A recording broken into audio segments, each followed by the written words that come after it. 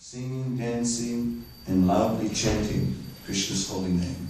That is our main activity.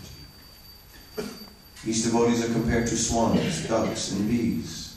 The river is flowing, produces a melodious sound that gladdens their ears. So, the first initiation is particularly, the essence of it is the chanting of Hare Krishna. On this particular day, the holy name is becoming the first priority in our life.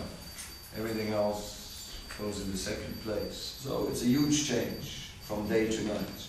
The holy name was there before, but it was never in the first place. I don't know where it was, number 10, number 7.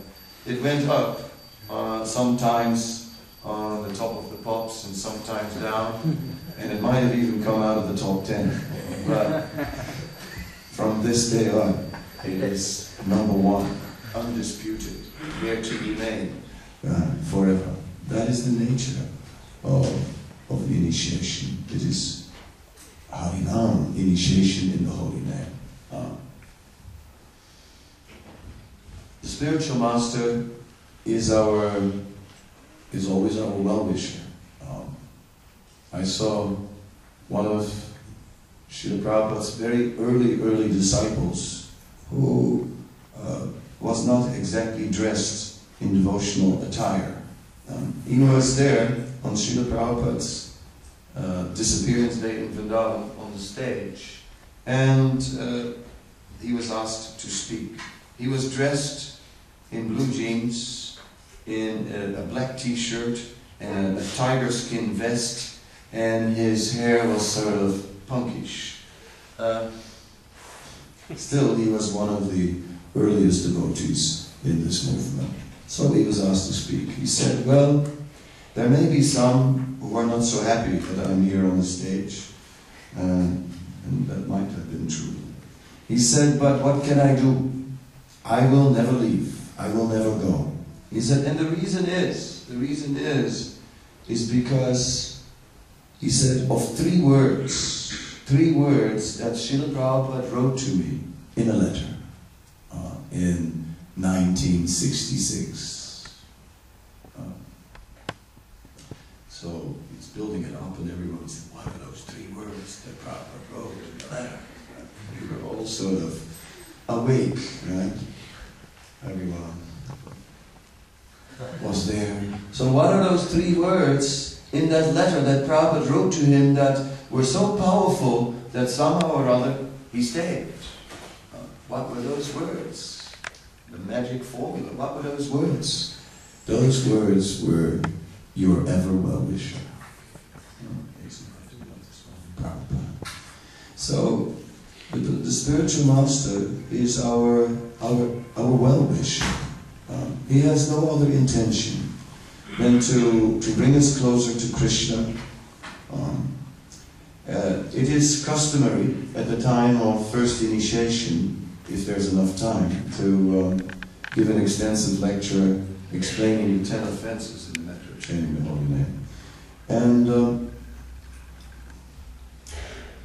because these offenses are the main problem. Generally, devotees think that material desires are our problem. If only I didn't have these material desires, then I would be able to apply myself to Krishna consciousness. But my problem are the material desires. They distract me and I'm struggling very much with them, and what can I do? I have them and it's the reality and such is life. Now what to do? But the fact of the matter is that it's not the material desires. It is the offenses against the holy name that is the problem. Because the process of chanting Hare Krishna will easily remove the material desires. But if we commit offenses against the holy name, then the effect of the process is delayed, and thus it will take longer for the material desires to be removed. And if the offenses are of a serious nature, then even new anarthas will be established in the heart, and thus new material desires. So the essence is to avoid the offenses, the 10 offenses against the holy name. I'm not in this lecture going to give a real elaborate explanation on the 10 offenses. But we should be mindful. We should be mindful. So, oftentimes, Srila Prabhupada spoke about these 10 offenses and placed some stress on avoiding these offenses. And that is a fact. That must be there. But it must also be known that the spiritual master is already praying for us. Already praying to Krishna, please forgive the offenses of my disciple. Somehow or other overlooked them, my dear Lord. He's new, he's trying. Please don't take it too serious. Be sincere. In this way, the spiritual master is in so many ways trying to do everything possible to deliver his disciple. Now that my mind drifted to Vrindavan, to that function where we commemorate Srila Prabhupada annually, I was also thinking of an elderly godbrother of Srila Prabhupada who came and who was at a very advanced age at the time, way in his 90s. And his memory was not working so well. He was speaking more simple than in earlier times. And he basically said the following. He said, Swamiji, referring to Srila Prabhupada, he said, Swamiji, he preached all over the world and he made you all into Vaishnavas. So he gave us actually quite some credit in one sense. And then he said, and because you are Vaishnavas, now you please bless me. You can all bless me. And it struck me. I was thinking, yes, at the end of our life, we think about that point. We think about blessings. At the end of our life, we realize that maybe on the strength of our own performance in devotional service, we are not eligible to go back to Godhead. If you're good at calculation, and you can say, like, well, how long have I been a devotee?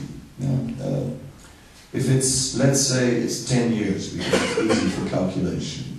Let's say a person would have about 70 years to live, then 10 years is about 15%. Right? So have we already, so it's 15% of the time is used up.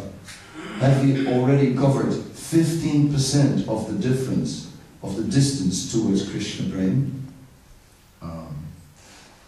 20 years, now double, 30%, right, or 25%, already covered, yes, 50, or let's say 30 years in Krishna consciousness. My God, it sounds like a lifetime. Have we already come so close, 75% closer to love of God? It feels like moved at a snail pace, hardly any change. Learned a lot, but love for Krishna, where is it? We can see that Krishna praying is not easily attained. And then what if at the end of life we don't have Krishna praying? Then what will happen? Will we go back to Godhead?